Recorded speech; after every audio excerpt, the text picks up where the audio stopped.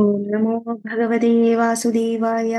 സാന്ദ്രാനന്ദാവബോധാത്മകം അനുപമിതം കാലദേശാവധിഭ്യാം നിർമുക്തം നിത്യമുക്തം നിഗമശതസഹസ്രേണ നിർഭാസ്യമാനം അസ്പഷ്ടം ദൃഷ്ടമാത്രേ പുനഃ ഒരു പുരുഷാർത്ഥാത്മകം ബ്രഹ്മതത്വം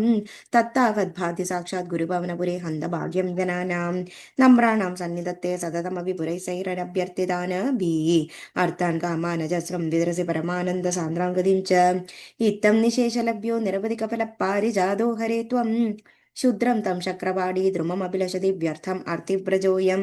സൂര്യസ്പർദ്ധി കിരീടമൂത്തതിലകത് പ്രോദ്ഭാസി ഫാലാന്തരം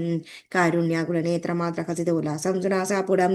ഗണ്ഡ്യോദന്മകരാഭകുണ്ടലയുഗം കണ്ടോജലത് കൗസ്തുഭം ത്വദ്രൂപം വനമാല്യഹാരപടല ശ്രീവത്സദീപ്രം ഭജേ കേയൂരാംഗത കങ്കണോത്തമ മഹാരത്നാങ്കുലിയാംഗീത ശ്രീമദ്ബാഹുചതുഷ്ക സംഗതഗത ശങ്കാരി പങ്കേരുകാം കാഞ്ചിത് കാഞ്ചന കാഞ്ചിലാഞ്ചിതല സത്പീതാംബരാലംബിനീം ആലംബേ വിമലാംബുജദ്യുതിപദാമൂർത്തിം തവ ആർത്തിച്ചിതം പരന്തോ നാമാനി പ്രമദപര സിന്ധൗ നിപതിതാഃ സ്മരന്തോ രൂപം ദേ വരദ കഥയന്തോ ഗുണഗതാഃ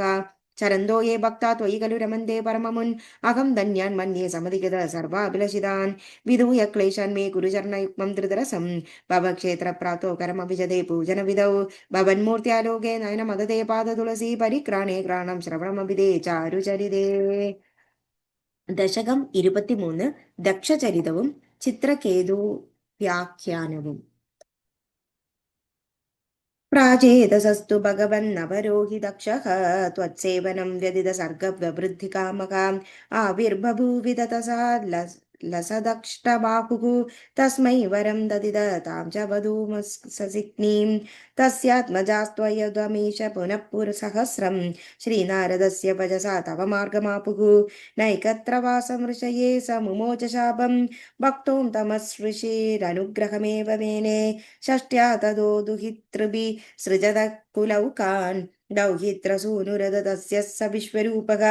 त्वत्स्तोत्रपर्मितमजापयनिन्द्रमाजौ देवत्वदीयमहिमा खलु सर्वजैत्रः प्राक्षूरसेन विषये किल चित्रकेतुः पुत्राग्रही नृपतिरङ्गिरसप्रभावात् लद्वैकपुत्रमद तत्र हदे सपत्नी सङ्कैरम्यः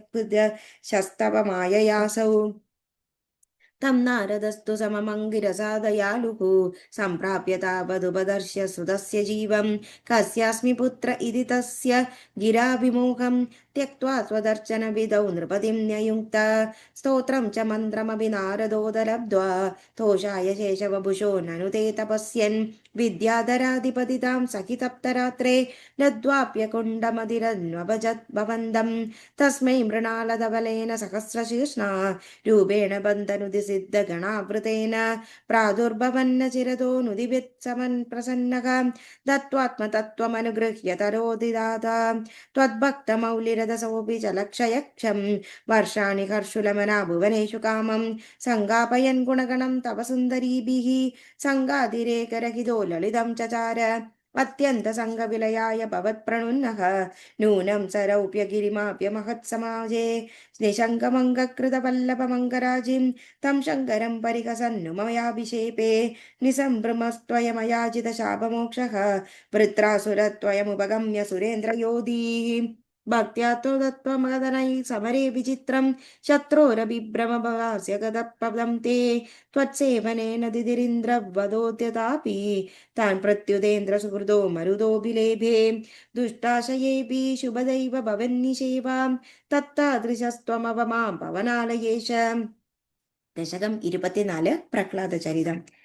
हिरण्याक्षे प्रोत्रिप्रवरवभुषा देव भवदा हदे शोकक्रोधग्लपितधृतिरेतस्य सहजः